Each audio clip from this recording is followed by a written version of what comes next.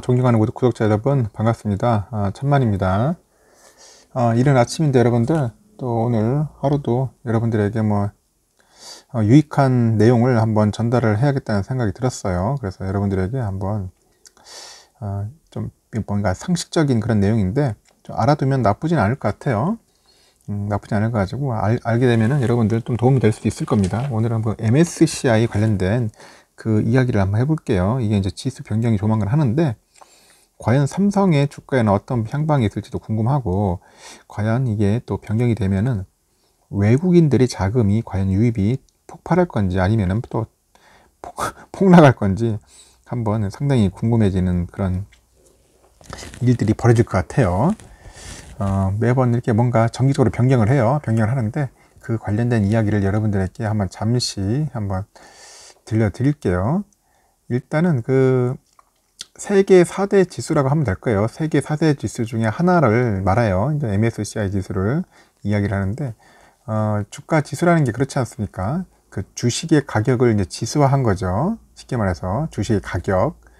그럼 주식시장에 이제 상장된 그 종목들의 주가를 특정 방법을 통해서 한눈에 볼 수 있도록 이제 계산해 둔 그런 지표를 말해요. 그러니까 과거의 특정 시점을 기준으로 가격이 어떻게 변동하는지 이게 변동하는 것을 인전 말해주는 거죠. 그 국내에 보면 코스피 지수처럼 시장 전반을 반영한 지수도 있고요. KRX 이런 반도체 지수도 있어요. KRX 금현물 지수처럼 업종이나 원자재 가격을 인전 결국 나타내는 지수를 말하는 거죠. 여러분들 미국 보면 알잖아요. 미국에 보면은 대형 기업 위주로 이제 S&P 500이라는 게 있죠. S&P 500. 기술주 중심의 나스닥이 있고요. 나스닥. 그리고 중소형주 중심의 러셀이 있어요. 러셀. 2000 지수. 이런 게 있어요. 나라마다 대표적인 게 있습니다. 유럽 시장을 보고 싶다. 그러면 유로스톡스라고 하겠죠. 유로스톡스. 그리고 이제 홍콩은 항생지수, 중국은 상해 종합지수. 이런 것들을 보시면은 알 수가 있다는 겁니다. 그런데 그 국가마다 그 대표 지수를 만드는 방법이 좀 달라요.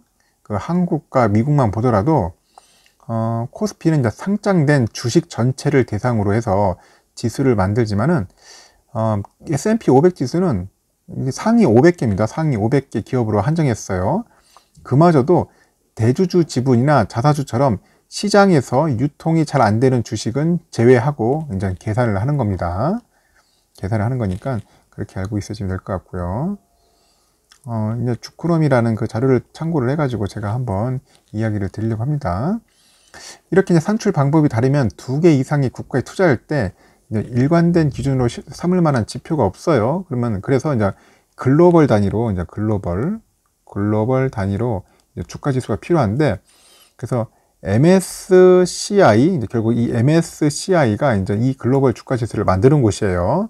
MSCI는 누가 있냐? 그럼 세계적인 우리 투자은행 있죠. 모건 스탠리에서 만든 겁니다. 모건 스탠리의 자회사에 보면은 모건 스탠리 캐피털 인터내셔널 약자입니다. 모건 스탠리 캐피털 인터내셔널, 그래서 MSCI죠. 이 회사에서 이제 발표하는 주가 지수가 이제 말 그대로 MSCI 지수고요. 이 지수는 세계 최초로 개발된 지수라서 더 의미가 있죠. 약 50년 전에 1969년에 이제 만들어졌고요.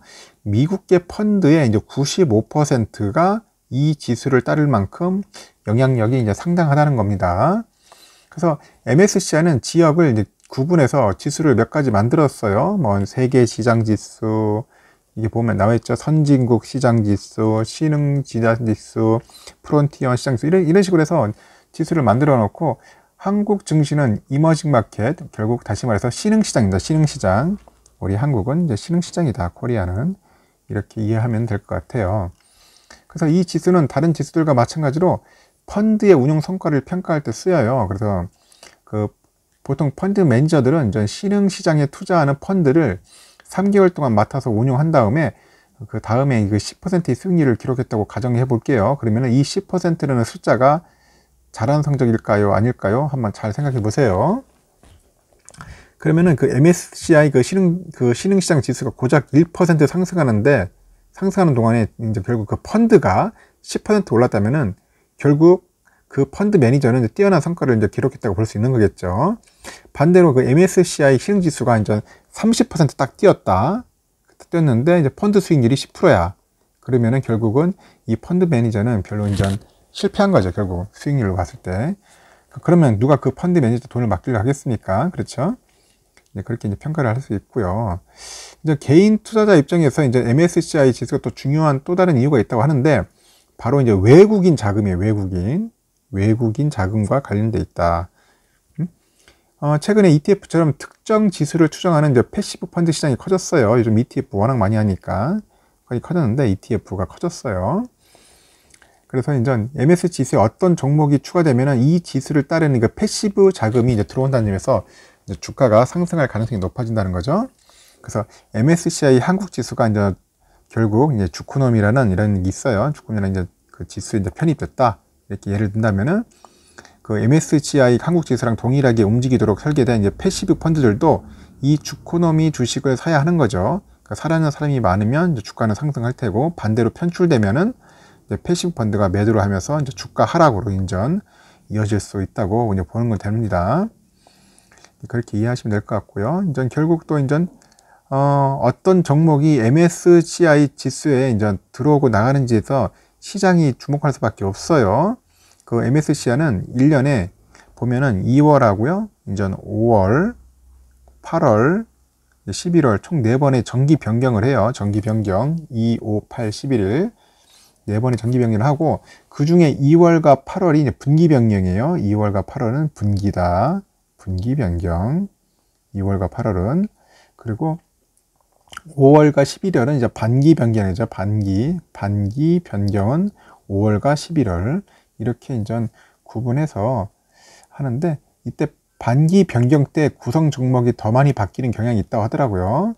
그래서 편입이 예상되는 종목은 그 자금 유입에 대한 기대 때문에 편입 결과가 발표될 때까지 주식이 이제 오르기도 해요. 오르기도 하고, 실제로 작년 8월 분기 변경 때 그 신풍제약 알죠, 여러분들? 그 신풍제약 예상외로 MSCI 그 한국 지수에 편입되면서 결과 발표일 당일 주가가 4% 넘게 올랐다고 합니다. 아주 흥미로운 일이죠. 이번 정기 변경 결과는 그 우리나라 시간으로 봤을 때 한 5월 한 12일 정도 이제 수요일에 발표한다네요. 수요일에. 그리고 4월 마지막 그 10거래일 중 임의의 하루를 골라서 그때의 시가총액과 유동 시가총액을 기준으로 해가지고 이제 구성 종목이 이제 정해진다고 합니다. 결과를 이제 발표한 뒤에 실제로 이제 구성 종목을 변경하는 이제 리밸런싱이죠. 재조정이라는데, 이게 한 27일에 이제 진행된다고 하네요. 27일 정도. 그래서 글로벌 펀드들은 이날까지 그 변경된 지수에 맞춰가지고 주식을 다시 매매를 해야 돼요. 그래서 MSCI 그 지수에서 한국 비중이 줄어든 것으로 발표되면은 이제 패시브 펀드들도 이제 한국 비중을 이제 줄여야 합니다. 줄여야 돼요. 결국 이제 줄여야 하니까 이제 리밸런싱 당일에는 이제 외국인 매도세가 상당히 나오겠죠. 이제 매도 엄청 때리는 거예요. 결국은. 왜냐면 한국 그 비중을 줄이니까. 그러면 이제 이번 정기 변경에는 어떤 종목들이 이제 MSCI 한국 지수에 들어올까 이제 다들 고민을 할 겁니다. 특히 이제 뭐 투자증권에서 많은데 뭐 NH, 뭐 유안타, 삼성, 한국투자증권 이런 데서 이제 지수에 편입될 신규 종목을 이제 분석을 했다고 하더라고요. 상당히 궁금해지죠. 뭐 어떤 종목이 있는가 잠시 한번 살펴보면은 HMM은 그 HMM 현대상선이죠. HMM 그 하이브 그 SKC 녹십자는 그 4개 증권사 모두에서 편입 가능성이 높다고 하네요. 상당히 좋네요. HMM, 하이브, SKC, 녹십자는 모든 증권사에서 편입이 높다고 하고, 그 유안타증권과 그 삼성증권은 카카오게임즈를 넣었네요. 카카오게임즈 넣었고, 그리고 한국투자증권에서 좀 특이하게 한미사이언스를 집어넣은 것 같습니다. 일단은 거기서 보니까 하이브하고 카카오게임즈가 상당히 눈에 띄는 것 같아요. 하이브하고 카카오게임즈. 그리고 반대로 이제 편출 가능성이 높은 종목도 있어요. 편출 이제 빠지는 겁니다. 그때는 이제 오뚜기, 뭐 한국가스공사, 롯데지주 등이 이제 꼽히는 상이라고 합니다. 높은 종목들. 이런 종목들 빠지면 주가는 또 떨어지겠죠. 그래서 NH투자증권에서는 결과 발표일에 매수해서 리밸런싱일에 매도하면 초과 수익을 얻을 수 있다면서 단기 전략을 소개하기도 합니다. 다시 한번 말씀드릴게요. 그러니까 쉽게 말해서 이제 결과 발표일에 매수를 해가지고 리밸런싱일에 매도한다. 그러면 초과 수익을 얻을 수 있다. 뭐 이런 식으로도 뭐 전략을 설명하기도 합니다.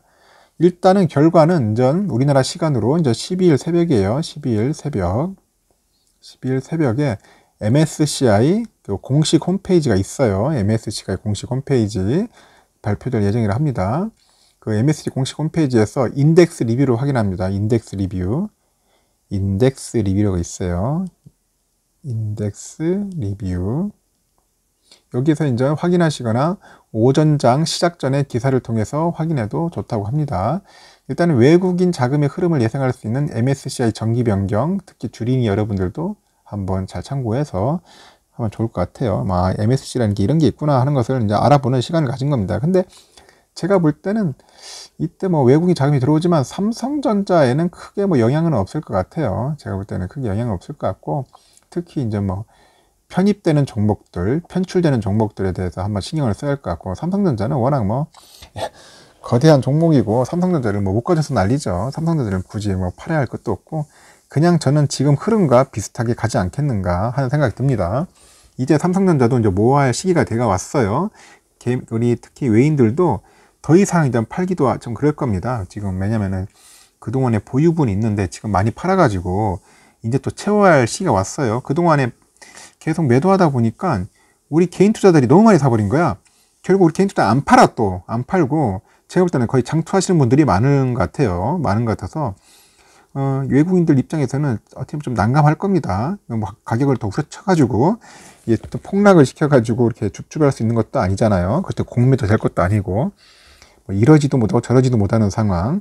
지금 엄청나게 지금 눈치 작전하고 있을 것 같은데, 일단은 우리 개인들은 꿋꿋하게 갖고 있어야 돼요. 막 폭락에 대해서 막 내놓으면 안 되고, 그럴 때일수록 더 용기 있게 매수를 해가지고 수량 확보를 많이 하는 게 안 낫겠느냐 생각이 듭니다. 결국 외국인들도 살 수밖에 없어요. 결국 나중에 외국인 살 때는 이제 비싼 값에 사는 거죠. 비싼 값에 사면은 그때 우리는 비싼 값에 팔면 되는 거니까. 하여튼 여러분들 꿋꿋하게 장투한다는 마음으로 이겨내시면은 분명히 여러분들 좋은 결과 있을 겁니다. 뭐 MSCI 뭐 할배가 와더라도 뭐 크게 문제될 건 없을 것 같아요. 여러분들 힘내시고 다음에 또 관련된 뭐 유익한 영상이나 유익한 자료가 있으면은 뭐 간단하게 한번 소개하도록 하겠습니다. 하여튼 좋은 하루 보내십시오.